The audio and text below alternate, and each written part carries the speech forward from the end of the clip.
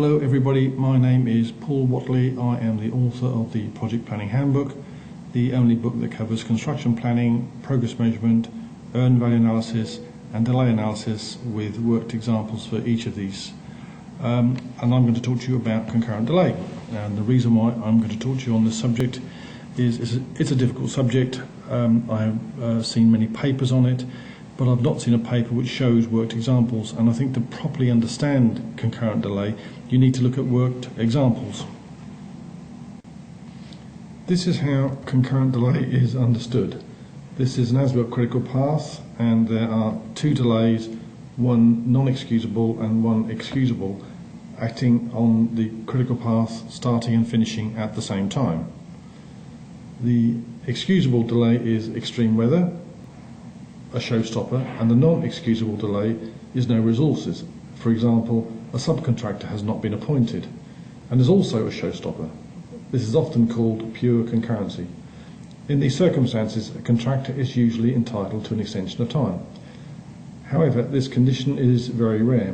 One delay will typically be longer than the other, usually the non-excusable delay, and will be considered the dominant delay.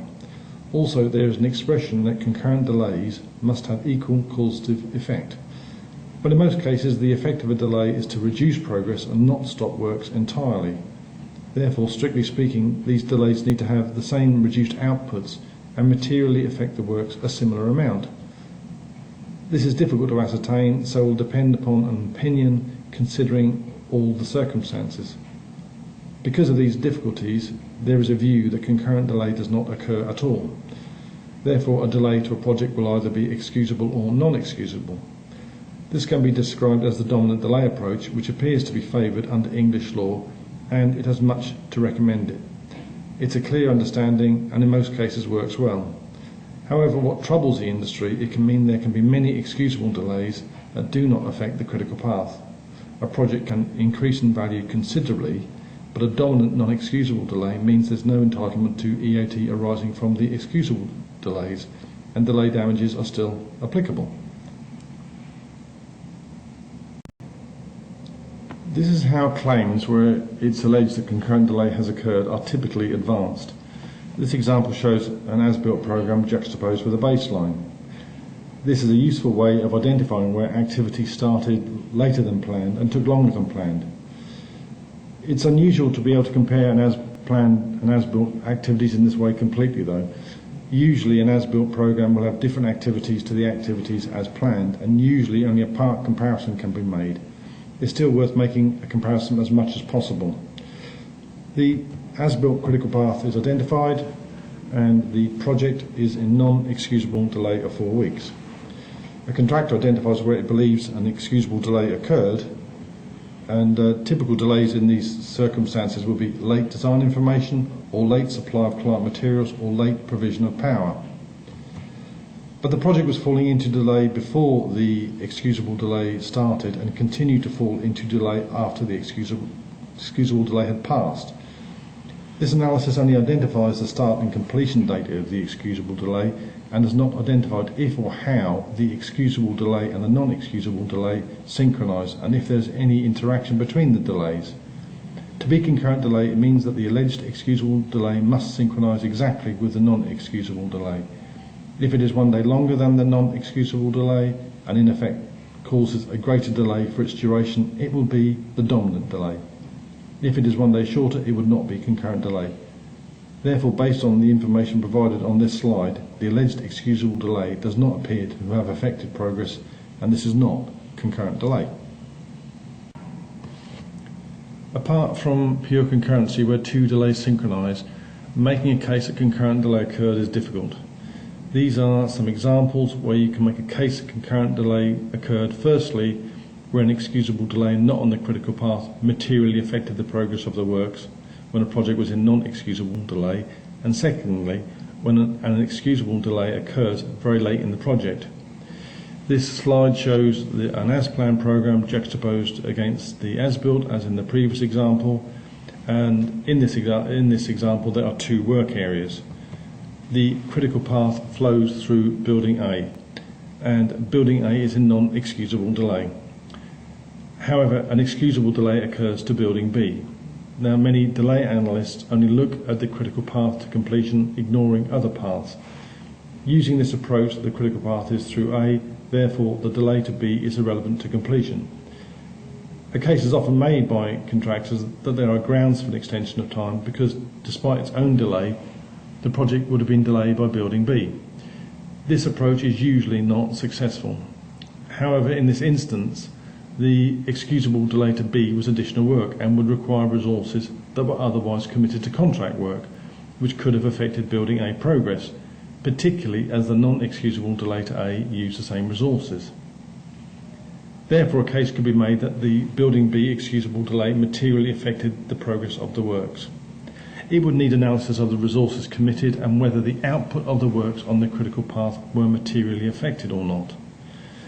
This is only two work areas, but on a fit-out, there could be several work areas where the same activity is proceeding at the same time, similarly in a process plant project. Another example on this slide is if additional works are instructed towards the end of a project or late information issued that prevented work from proceeding. Neither of these delays would be dominant in themselves, but would affect or need to be progressed at the same time as the contract work. In these circumstances, there is no float, there's a lot of activity, there can be snagging, commissioning and minor works ongoing. Therefore, additional works and or late information could materially affect the progress of the works, and a case that concurrent delay occurred could be made accordingly. This delay is directly after the completion date, but if a delay occurs later on, the dot-on principle may apply and there will be a net EOT. When there is no float, it's often impractical, even if it's possible, to progress activities affected by non-excusable delays and excusable delays at a different pace. And this is particularly the case at later stages of a project when there are many different types of work progressing at the same time and there's considerable interaction. The argument for these examples is the additional work and or late design information use resources that were otherwise committed to contract work and caused delay. The counter argument is that if it's accepted that the additional work caused delay, there should only be a net EOT and the entire period should not be excusable and it's not concurrent delay. The argument against that is the additional work should have been in the original scope of works and is either essential for completion of the project or for betterment of the project.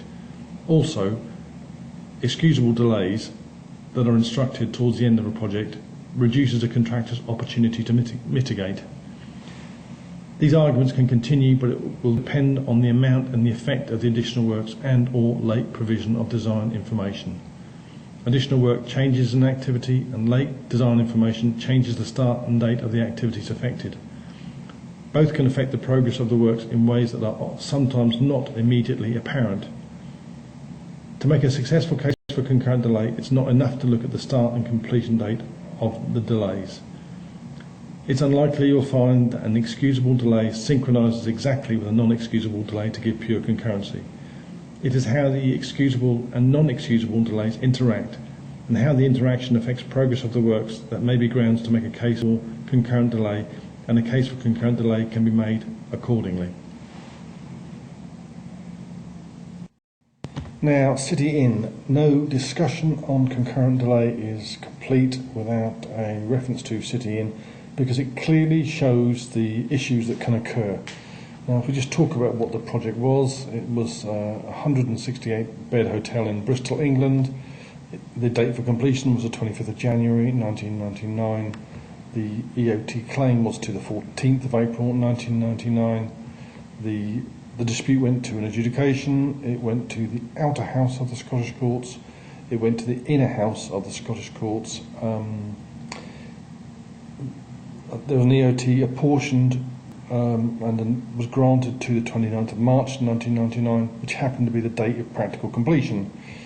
And the judgment has split opinion. Now, I will not talk about the legal arguments, although they're worth a read anyway. I should just deal with the delay scenario. The project was delayed by many delays, some excusable and some non-excusable. The lifts and balustrades were the critical path to completion and therefore were the dominant delays. Both were non-excusable. Therefore, if only the critical path is used to decide entitlement to extension of time, there is no extension of time arising. However, there were many excusable delays that affected practically the entire project. Some were contract work where late information was issued, and some was additional work. The slide shows as a diamond the date of the instruction for each excusable delay and that they were all issued late. Most were minor works. If I work through the delays, the bedhead lighting would have required an electrician to enter each room, do the work and lock off the room. The central atrium beam encasement required a scaffold. The scaffold would have needed to be erected, the work carried out, the scaffold removed, and then the work that could not be completed because of the presence of the scaffold could then be carried out. The trouser press would have required an electrician again to enter each room, do the work and lock off the room. The final fix items to the en-suites would have required a plumber probably who would enter each room, do the work and lock off the room. The fibre optic to the lighting areas was additional work. The external mounted floodlights would have affected the envelope, the external render would have affected the envelope, the tree planting would have affected the external works, and the cooling system for the refuse room was late additional work.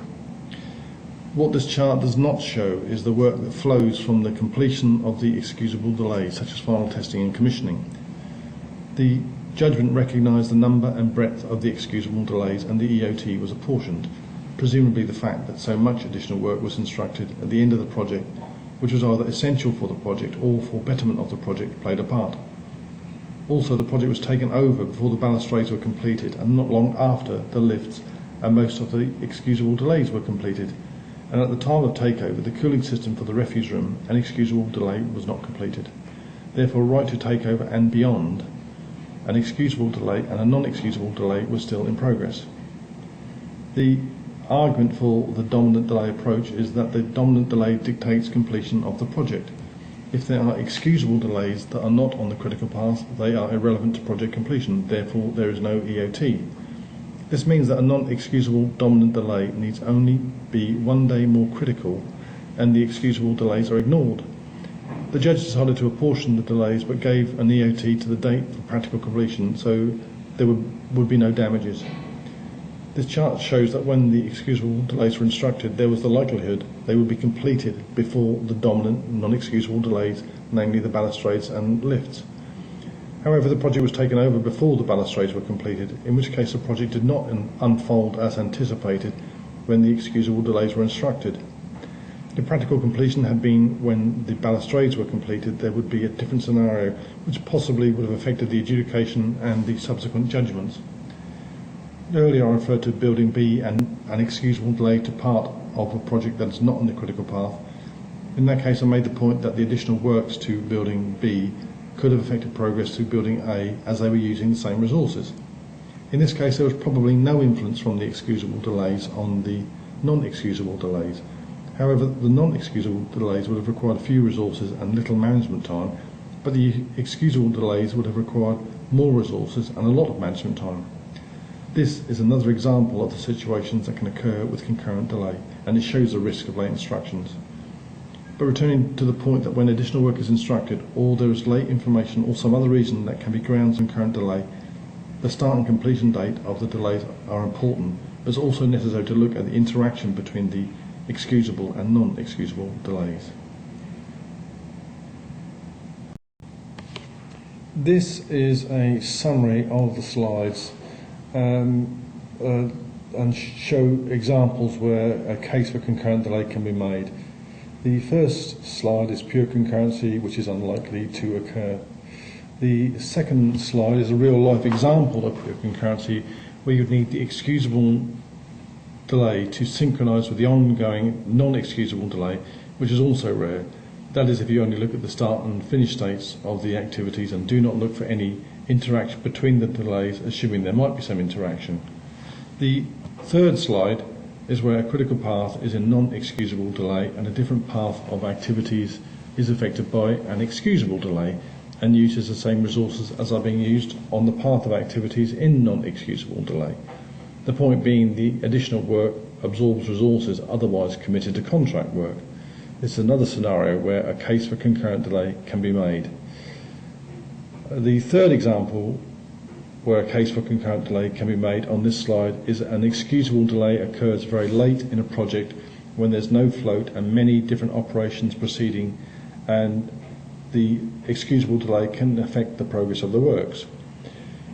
Regarding the samples on this slide, the expression that with concurrent delay, the excusable and non-excusable delays, there must be equal causative effect. This assumes they do not affect each other. When excusable and non-excusable delays on different paths of activities use the same resources, they can affect each other. And at later stages of a project, when there are many different trades operating, usually the work areas are smaller, a non-excusable delay and an excusable delay can affect each other and combine to effectively create a single activity and have to advance at the same pace. If there are several excusable delays, this effect is greater. In these circumstances, it's often impractical, even if it's possible, to progress activities affected by non-excusable delays and excusable delays at a different pace. And this is particularly the case at later stages of a project when there are many different types of work progressing at the same time. The consequence is arguably that the excusable and non-excusable delays are having the same effect. The final slide is City Inn, where the critical path was isolated, although important items of work, but the excusable delays that were not on the critical path affected practically the rest of the project. I cannot pretend that this is all of the scenarios for concurrent delay, but at least the usual one. The English approach favours concentrating on the as-built critical path, although other jurisdictions would possibly be sympathetic to some of these scenarios shown on these slides. This is where I will summarise. Concurrent delay is more complicated than if there's only a single delay to completion, for example, as was the case in City Inn. The strongest case for concurrent delay is pure concurrency, where two activities start and finish at the same time, but it seldom occurs. There is possibly slightly more chance of an excusable delay synchronising with a period of non-excusable delay for part or all of its duration. A more likely condition is an excusable delay materially affects the progress of a non-excusable critical path. In these circumstances, the two delays have to be advanced together, and the non-excusable delay is increased because of the excusable delay. This is different to saying that two activities have approximately the same causative effect, but it happens frequently, and it will need to be argued that this is actually concurrent delay. The counter-argument is that there should only be a net EOT, but this assumes that in the period where the excusable delay operates, the contractor would not have recovered any time, but it's possible that it would have recovered at least some time. Also, the project is only in this position because the additional work was instructed very late in a project, should have been instructed earlier, and is either essential or for betterment of the project. The arguments can flow either way, but it will ultimately come down to what was the effect of a delay on the progress of the works. Concurrent delay is more likely at later stages of a project. At the earlier stages of a project, there are major activities proceeding, such as excavation, piling, substructure and superstructure, and there are few, if any, other activities proceeding of any significance at the same time. At later stages, there's usually several different types of activities being carried out at the same time by different contractors, often in close proximity. Concurrent delay is more likely if there is additional scope, as it will use resources otherwise committed to contract work. Flowing from this, concurrent delay is more likely if the additional scope affects the resources being used on the excusable and non-excusable delays at the same time. Now, I've majored on additional scope through variations where concurrent delay can occur, as it's one of the most frequent causes of excusable delay anyway, and possibly concurrent delay. It's not unusual for a project to grow in value by 5% and often more. The additional scope typically affects the later stages of a project, in which case there's less time for the additional scope to be carried out, and the effect of the increase in value is magnified. A simple way of looking at it is $1 of additional work instructed halfway through a project has double the effect of that same dollar of work that was either in the original scope or was instructed at the beginning of a project, because it has only half the time to complete it. It's a simplistic assessment, but demonstrates a point. Additional scope can reduce productivity of the activities affected and other activities that are proceeding at the same time. Often it is impractical, even if it's possible, to advance activities affected by excusable and non-excusable delays at a different pace. If a case for concurrent delay is to be made, reductions in output and reduced productivity during the period of alleged concurrency needs to be identified and compared with periods where excusable and non-excusable delays do not interact. This is in fact a measured mile analysis and gets closer to understanding the actual workings of a project. The information on outputs that needs to be collected will be in monthly valuations, test records, and labour returns and the like. It is possible that during a period where excusable and non-excusable delays operate, that part of the period is excusable delay and another part is concurrent delay, and returns to the point that while the start and completion date of excusable delays are important, it's what happens and how it or they affect the progress of the works within the period it or they operate. The only certainty for concurrent delay is pure concurrency, as it's the closest to equal causative effect. But this is a high standard to meet, and the success of the examples shown in this PowerPoint in a dispute will depend on the circumstances, reasoned argument, the gravity of the excusable delays, and the number of excusable delays.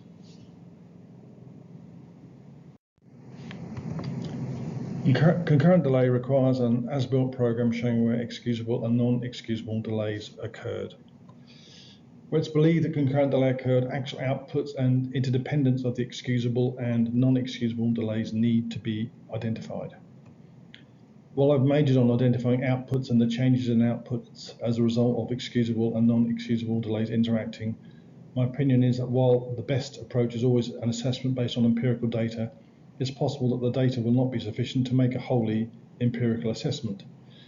This is not unusual in delay analysis, as when there's only one delay occurring, it often requires a judgment. Therefore, part of the argument may be that considering all of the circumstances, it is only fair and reasonable that a period where excusable and non-excusable delays operate should be considered as concurrent delay, and it will require a judgment call by the deciding body, be it a project manager, adjudicator, arbitrator, or judge, on possibly what is fair and reasonable in the circumstances. This is the end of this PowerPoint on concurrent delay, and any constructive comments on this difficult subject would be appreciated. Thank you.